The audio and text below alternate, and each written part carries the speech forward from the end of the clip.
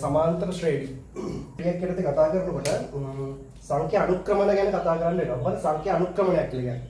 සංඛ්‍යා අනුක්‍රමණයක් කියලා කියන්නේ දැන් මේ වගේ මේ 3 යාට දෙකක් එකතු කරලා 5 යාට දෙකක් එකතු කරලා 7 දෙකක් එකතු කරලා 9 දෙකක් එකතු කරලා 11 මේ වගේ සංඛ්‍යා රටාවක්. මේ වගේ සංඛ්‍යා රටාවකට කියන සංඛ්‍යා අනුක්‍රමණයක් කියලා කියනවා. සංඛ්‍යා රටාවක් මේ රටාව මේකට දෙකක් එකතු වෙනවා මේකට දෙකක් එකතු වෙනවා මේකට දෙකක් එකතු වෙනවා මේ සංඛ්‍යා රටාවක් මේ සංඛ්‍යා රටාවකට කියන සංඛ්‍යා අනුක්‍රමණයක් කියනවා. මේ සංඛ්‍යා අනුක්‍රමණය සමාන්තර ශ්‍රේණියක් කියලා කියන්නේ. දැන් මේ පළවෙනි පදය 3 දෙවෙනි පදය 5 තුන්වෙනි පදය 7 හතරවෙනි පදය 9 මේ වගේ පළවෙනි පදේ හැර ඕනෑම සංඛ්‍යා රටාවක පළවෙනි පදේ හැර අනෙක් ඕනෑම සංඛ්‍යාවක් ගත්තොත් එහෙම සංඛ්‍යාවකින් පසු පදේ අඩු කළ විට කියන්නේ අනුගත පද දෙකක් එකලංග පද දෙකක් පසු පදේ අඩු කළ විට නියත අගයක් ලැබෙනවා. මේ දෙක මේ මෙතනින් දෙකක්. දැන් 11න් 9ක් කරනවා 2යි. එතකොට නියත අගයක් ලැබෙනවා. එම නියත අගයක් ලැබෙන සංඛ්‍යා රටාවක් සමාන්තර ශ්‍රේණියක් කියලා කියනවා. පළවෙනි පදයේ හැර අනෙක් ඕනෑම පදයකින් පසු පදේ අඩු කළ විට නියත අගයක් ලැබෙනවා. ඒකට කියනවා සමාන්තර ශ්‍රේණියක් කියලා කියනවා. මේ නියත අගයට කියනවා පොදු අන්තරය. කොහොමද පොදු අන්තරය ගන්නේ? සමාන්තර ශ්‍රේණියක පොදු අන්තරය ගන්නේ ඉදිරි පාදයෙන් කියන්නේ ඉදිරියෙන් තියෙන පදයෙන් පසු පදේ අඩු කරනවා. මේකේ 7න් ඍණ 5ක් අඩු කරපුවාම එනවා 2ක්. මේකේ ඉස්සරහින් තියෙන එක 11 11න් පසු පදය 9 11න් අඩු කරනවා 9ක්. උත්තරය 2යි. එතකොට පොදු අන්තරය ගන්න පුළුවන් ඉදිරි පදයෙන් පසු පදේ අඩු කරපුවාම එන නියත අගයට කියන පොදු අන්තරය කියලා. සමාන්තර ශ්‍රේණියක. සමාන්තර ශ්‍රේණියක n වන පදය ගමු. දැන් මෙහෙම ගන්නකො 6 8 10 12 14 මේ ආකාරයෙන් n වන පදේ හිතන්නකො මේ පළමු පදය T1 මේ දෙවන පදය T2 මේ තුන්වෙනි පදය T3 මේ හතරවෙනි පදය මේ ආකාරයෙන් හිතන්නකො දැන් 500 වෙනි පදේ ගන්න පුළුවන් ඕනේ කියලා 500 වෙනි පදේ දැන් මේ ආකාරයෙන් එක දිගට ගියත් එහෙම වැඩි අමාරු සංකීර්ණයි. ඒ නිසා අපි සූත්‍රයක් හොයාගන්නවා ලේසි සරලව කරන්න පුළුවන් සූත්‍රයක් හොයාගන්නවා මේ ආකාරයෙන්. දැන් මේ පළවෙනි පදේනේ 6. එයාට පළවෙනි පදේ මේ දෙවෙනි පදේ 6ට දෙකක් එකතු කරගන්න. පොදු අනුක්‍රමණය කලින් පොදු අන්තරය හේවා ගත්තනේ 2යි. මෙයාගේ 2යි. මෙයාගේ 2යි. දෙවෙනි එක්කෙනාට 6 ධන 2 ධන 2. තුන්වෙනි එක්කෙනාට 6 2 ධන 2. මේ බලන්න රටාවක් තියෙනවා. මෙයාට බිංදුව එකතු කරලා තියෙනවා. මෙයා ගත්තොත් 6 ධන දෙවාරයක් එක් වාරයක් 2යි. එක් වාරයක් 2යි. මෙයා ගත්තොත් 6 ධන දෙකේවා එකයිනේ තියෙන්නේ එක් වාරයක් 2යි. දෙවාරයක් 2යි. මෙයා ගත්තොත් එහෙම 3 වාරයක් 2යි. එයි මේ දෙකේ පද තියෙනවා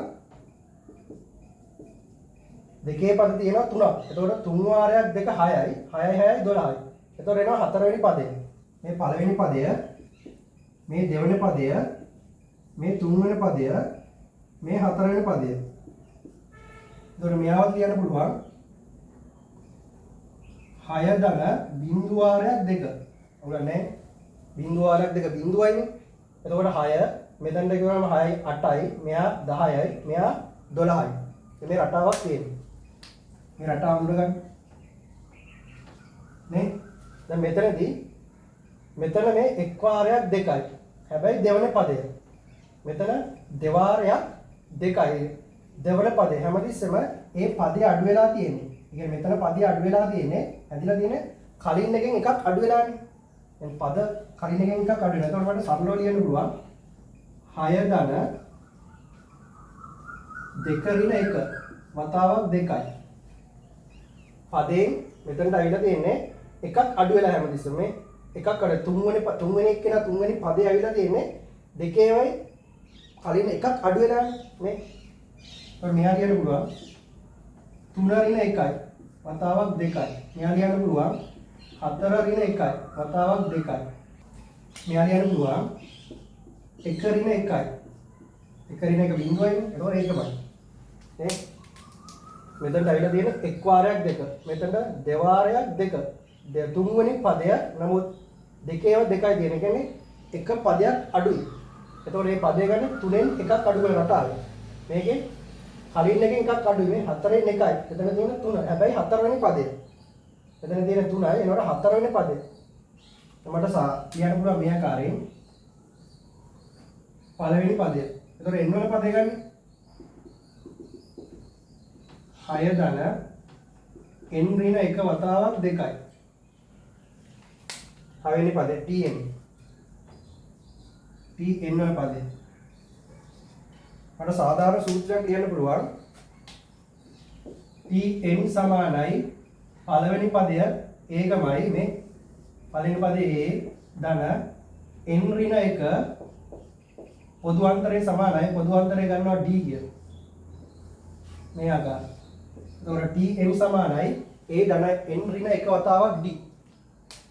එක ගන්නෝ 3 7 11 15. මෙන්න මේ සමාන්තර ශ්‍රේණියේ n වන පදය. පහ කියනවා 15 වන පදය. 15 වන පදය ලබා ගන්න ඕනේ. දැන් අපේ සූත්‍රය මොකද්ද? tn a ධන n ඍණ 1 වතාවක් d. d කියලා කියන්නේ පොදු අන්තරය. a කියන්නේ පළමු පදය. එතකොට a සමානයි 3යි. d සමානයි පොදු අන්තරය කලින් එකෙන් පසු පදේ අඩු කරනවා 4යි. n කීයද? 15 වෙනි පදයෙන්. එතකොට t 15 සමානයි පළමු පදයේ 3 ධන n කියලා කියන්නේ පද ගණන 15යි. ඒකෙන් ඍණ 1ක්. d කියලා කියන්නේ පොදු අන්තරය 4යි. සුළු කරන්න. 3 ධන 15 එකක් අඩු කරනවා 14යි. 14 වැඩි කිරීම 4. 14 වැඩි කිරීම 4.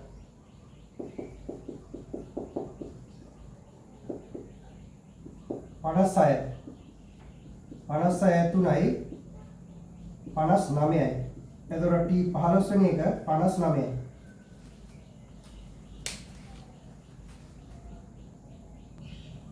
දැන් මෙන්න මෙහෙම ගානක් දෙනවා. පළවෙනි පදේ හොයන්න කියලා තියෙන්නේ පොදු අන්තරය 4ද. එතන d සමානයි 4යි. 20 වෙනි පදේ t 20 105යි කියලා කියනවා. එහෙනම් මුල් පදේ හොයන්න කියලා කියනවා.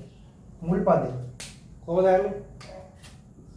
tn a ධන n ඍණ 1 වතාවක් d. දැන් මේක අපි a දන්නේ නැත. හැබැයි n දන්නවා, d දන්නවා, tn දන්නවා. මොකද 20 වෙනි පදය 20 වෙනි පදේ 105යි කියනවා. a දන්නේ නැත. n ඍණ 1 20 ඍණ 1 වතාවක් d 4යි. එතකොට a ධන 19 වැඩි කිරීම 4 105යි. 19 වරක් 4 76ක් වෙනවා. එතකොට 105න් අඩු කරනවා 76ක් සමානයි a සමානයි 105න් 76ක් ගියපුවාම 29යි. පළවෙනි පදය 29ක් වෙනවා. ඊළඟට සමාන්තර ශ්‍රේණියක මුල් පද n එකතුව. මම මෙහෙම සමාන්තර ශ්‍රේණියක් ගන්නවා. Sn කියලා. a ට පොදු අන්තරයනේ එකතු වෙන්නේ. a ධන d ධන a ධන 2යි d ධන a ධන 3යි d. අවසාන පදේ l කියලා ගන්නවා. ඒකට පෙර පදය l ඍණ d. ඒකට පෙර පදය l ඍණ 2යි d වෙනවා.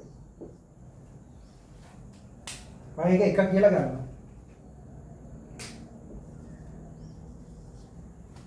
ආය සමාන්තර ශ්‍රේණිය මම මේක අනිත් පැත්තට ලියනවා. Sn සමාන වේ අනිත් පැත්තට. l ධන l ඍණ d ධන l ඍණ 2යි d ඩොට් ඩොට් මේ අනිත් පැත්තට ලියන එක කරන්නේ. මෙයා කෙලින්ම අනිත් පැත්ත හරවනවා.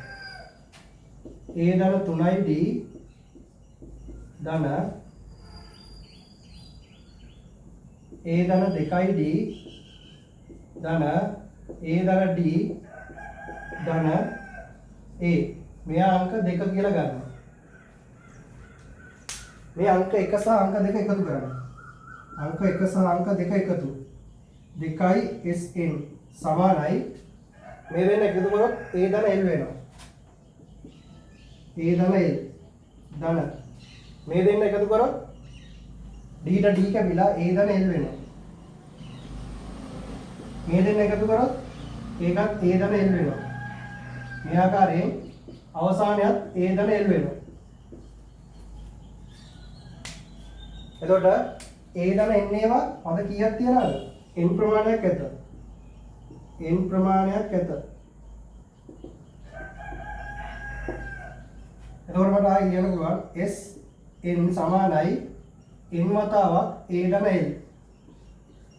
Sn උක්ත කරන්න Sm සමානයි n බෙදීම 2යි A ධන L. එතකොට අපිට සූත්‍රයක් එනවා n පද n ප්‍රමාණයක එකතුව n බෙදීම 2 වතාවක් A ධන L. මේ n කියලා කියන්නේ පද ප්‍රමාණය, A කියලා කියන්නේ පළමු පදය, L කියන්නේ අවසාන පදය.